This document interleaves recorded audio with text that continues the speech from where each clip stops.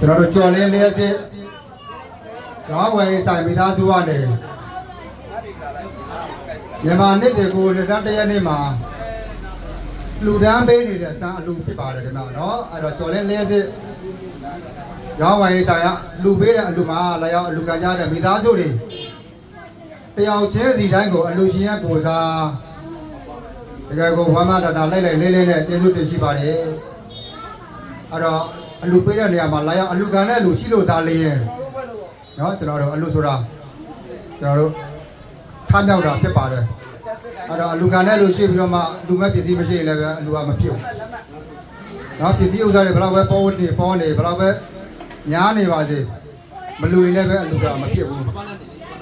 နော်စိတ်ကူးနဲ့တော့ဖြစ်တာပေါ့ပတ်စံဘယ်လောက်ရရင်တော့ငါဘာကြီးလူလိုက်မယ်ညာကြီးလူလိုက်မယ်ဆိုတော့စိတ်နဲ့ပဲစိတ်ကူးနေတာနော်လက်တွေ့အကောင့်တွေမပေါ်နိုင်ဘူးအဲ့တော့ဒီမိသားစုကတော့ကျွန်တော်တို့သိသလောက်ကတော့တကယ်ကို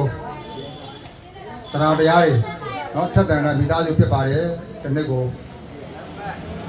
ငါး6ခါလူပါတယ်မကြလူပါတယ်ညာမကြလူပါတယ်နော်ကျော်လင်းလျက်စစ်ဆိုင်ကျွန်တော်တို့လက်မှတ်တွေ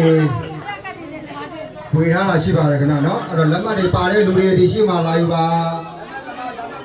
လက်မှတ်သမားတွေဒီရှိမှလာထုတ်ပါလာယူပါကျော်လင်းလျက်စစ်ဆိုင်စံဝေတဲ့နေရာမှာကျွန်တော်လက်မှတ်တွေကြိုဝေထားတာရှိတယ်